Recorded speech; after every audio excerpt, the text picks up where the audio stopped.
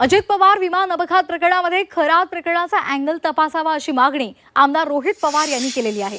दादांच्या तिन्ही घराबाहेर अघोरी पूजा झालेल्या आहेत। 27, 28 आणि 29 जानेवारीला खरातच्या बँक खात्यामध्ये मोठी उलाढाल झाली असा आरोप सुद्धा रोहित पवार यांनी केलाय। तसंच बारामतीमधील एक छोटा नेता खरातच्या संपर्कात होता। अघोरी पूजा या छोट्या नेत्याच्या माध्यमातून केल्या जात होत्या असा आरोप सुद्धा रोहित पवार यांनी केलाय।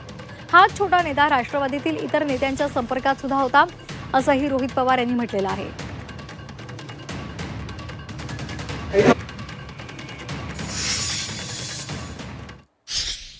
खराताचा जो अँगल आहे तो अजूनपर्यंत सीआयडीने हा हाती घेतला नव्हता, त्यामुळे तोही हाती घ्यावा अशी विनंती करण्यासाठी मी आलेलो आहे।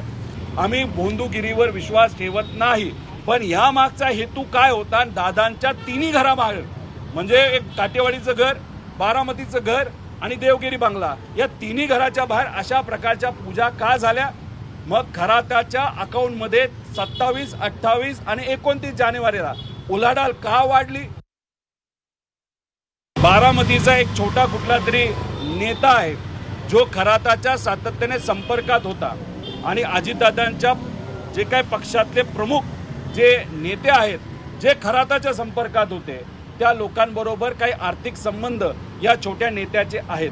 काटेवाडी हे जे घर आहे त्या घराचे जे काही आपल्याला पगार द्यावे लागतात, पेमेंट करावे लागतात, त्याच्यामध्ये हा छोटा नेता कुठेतरी इन्व्हॉल्ड आहे असं आम्हाला कळतंय। आणि ह्या सगळ्या पूजा एक काटेवाडीच्या घराच्या बाहेरची आणि तिथं सहयोग नावाचं घर आहे त्याच्या बाहेरची पूजा या छोट्या नेत्याच्या माध्यमातून केली असं आम्हाला कळतंय।